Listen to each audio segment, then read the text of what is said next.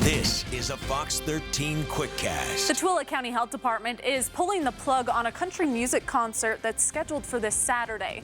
The Colin Ray concert was supposed to take place in Kaysville, but it ran out of the city. Then it moved to Grantsville last week, but today the health department issued an order shutting down the new venue, the Studio Ranch Amphitheater.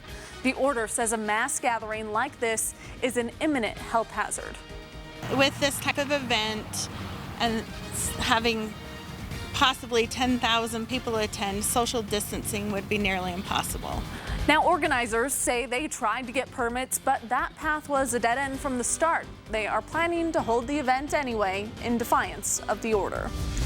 Governor Gary Herbert has issued an executive order on the coronavirus. It strongly encourages face mask wearing in public and still orders masks for employees and businesses and schools where social distancing is not possible.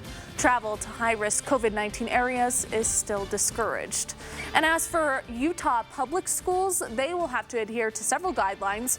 Under the yellow risk level, hand sanitizer will be required for K-12 schools, and students will be seated 6 feet apart where possible, or at least as far as reasonably possible. Seats will also be assigned and attendance will be recorded to support contact tracing, and all symptomatic children and staff will be sent home.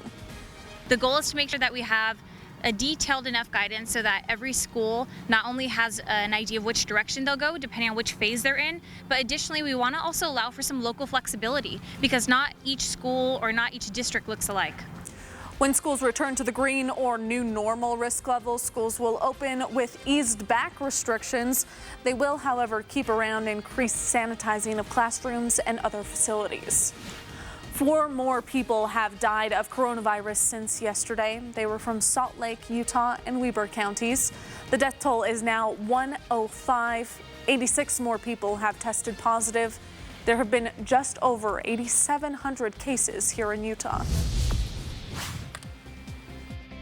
Well, the heat's just getting started around here. It's going to continue to build, so more heat and fire danger too. In fact, fire weather watches were issued for this upcoming Saturday because our winds are going to be picking up in addition to the heat and the dry conditions that have been in place.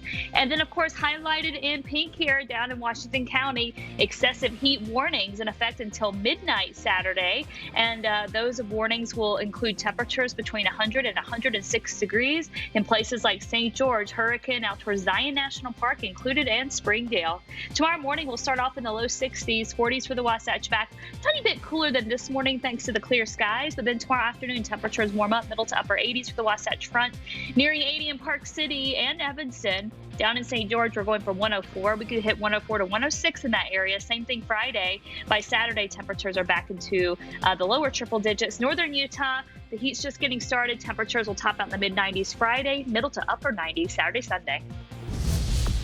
We're hearing from a man who helped rescue 3 teens after a high-speed crash at the Bonneville Salt Flats late last night. Wendover police say there were 2 18-year-olds and a 17-year-old from the Salt Lake area in the car. They were driving a 2008 Acura and hit a berm at nearly 100 miles per hour. Luckily, one family was roasting some s'mores nearby. They heard the crash, jumped into action after seeing the wreck. There was no front. It was completely gone. It was all, just smashed up to the driver's seat. That's why I couldn't get the driver out of the car. Just glad I was there at that time. I really pray for that kid, that driver. Both passengers are amazingly doing okay, but the driver remains in critical condition. Well, she has overcome the odds after she was shot in the head and was left for dead when she was 14 years old. Today, Desiree Turner graduated from Green Canyon High School. Celebrations were different this year due to the pandemic, but Desiree's mother says despite that, she couldn't be more proud of her daughter's accomplishments.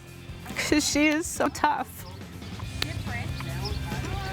If it was up to me, I would be like, forget school. I just want you to heal.